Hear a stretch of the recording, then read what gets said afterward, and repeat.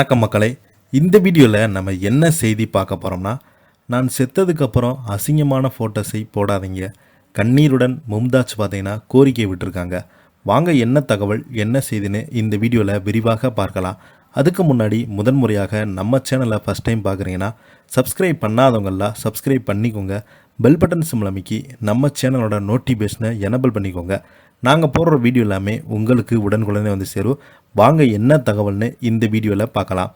நடிகை மும்தாஜ் தமிழ் சினிமாவில் மிக முக்கியமான மற்றும் முன்னணி நடிகையாக வலம் வந்தாங்க. பல படங்களில் கவர்ச்சியான கதாபாத்திரத்தில் அவங்க நடித்திருந்தாலும் பல படங்களில் சீரியஸான குணச்சித்திர கதாபாத்திரங்கள்லேயே நடிச்சிருக்காங்க. அதே போல தான் சில படங்களில் ஒரு பாடலுக்கு மட்டுமே நடனம் ஆடியிருக்காங்க. இவங்க பழைய பேட்டி ஒன்று நான் செத்ததுக்கு பின்பு தனது கவர்ச்சியான புகைப்படங்களை பகிர வேண்டாம் என மும்தாஜ் அவங்க கோரிக்கை வைத்திருக்காங்க. அந்த பேட்டி பார்த்தீங்கன்னா அனைவரையும் கலங்க வைத்துள்ளது. மும்தாஜ் பார்த்தீங்கன்னா கடந்த 1999ஆம் ஆண்டு டி ராஜேந்திரன் இயக்கத்தில் வெளியான மோனிசா என்ற மோனிசா படத்தின் மூலம் நடிகையாக தமிழ் சினிமாவில் அறிமுகமானார்.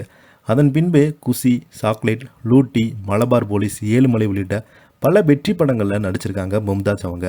மும்தாஜ் என்றாலே கிளாமர் மட்டும்தான். கிளாமர் காட்சியில் தயக்காமலே இல்லாமல் நடிகையாக மும்தாஜ் இருந்திருக்காங்க.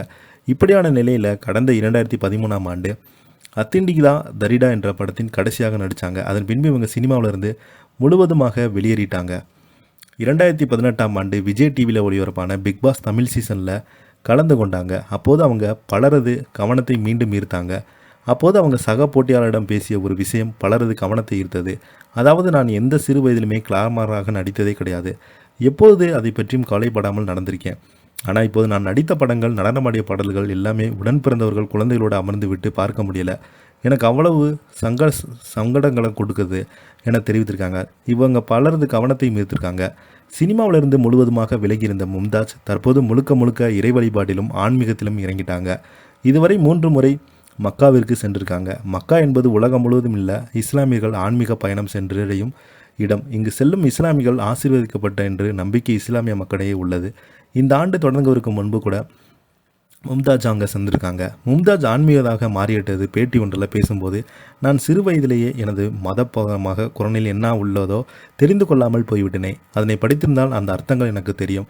இன்றைக்கும் நான் இப்படி மாறியுள்ளேன் என்றால் குரானின் எனக்கு சொல்லப்பட்ட என்ன என்பதை நான் புரிந்து கொண்டேன். என்னால் எனது கடந்த காலத்தையும் மாற்ற முடியாது. எனவே நான் எனது நிகழ்காலத்தை அல்ல, நெருக்கமானவர்களாக முயற்சிக்கிறேன்.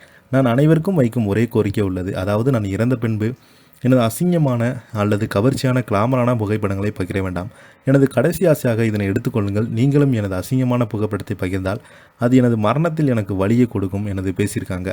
இந்த பேச்சுக்கு தொடர்பான வீடியோக்கள் இணையதளத்தில் அதிகமாக வைரல் ஆகிட்டு வருது.